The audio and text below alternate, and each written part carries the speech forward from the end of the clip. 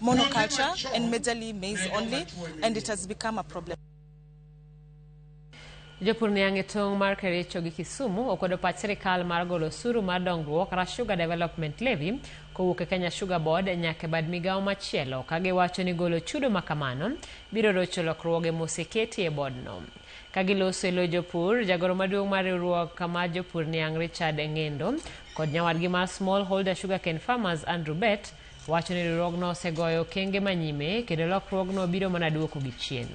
Ngendo okwayo sirikal mondo tiekre kod midhierni ma jopur niang kaloe kendo giwere kod kelo lokruoge mathoth e bodno. Wach mano sir lwedo kod jotelo mamoko e bodno ka gikwayo jatend piny mondo odonjre wachno mano ni lokruogego okonyo.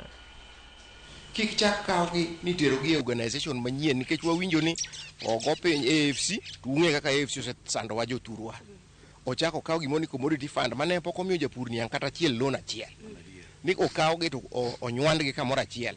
Ni koro japur niang idwa no wuok ka ni dhi manyo pesa Nairobi. Kama onge ng'ama ong'eye to director to yiero. Mano kik timre. Wadwaro ni pesa ni odong for sector specific funding. Ma japur niang mane piny mogik nyalo yude. Wainyore pur niang nikech achude mang'eny modonjo weche mag pur niang. Miyo ne wakwayo. Mokwongo number 1 an kora. Ogony yiero, owuogi kot mondo ogony yiero mar weche mag directors. Mondo wayier jotelo madhi konyowa e weche mag niang.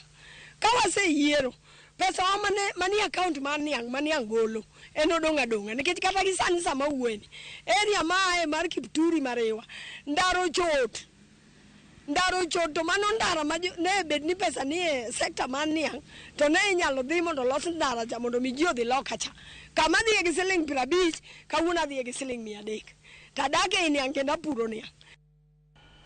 Moko jodolo e kaunti ma Mombasa jiwo josiasa mondo duok chien liet mar siasa e pachoka kendo giket maino e chenro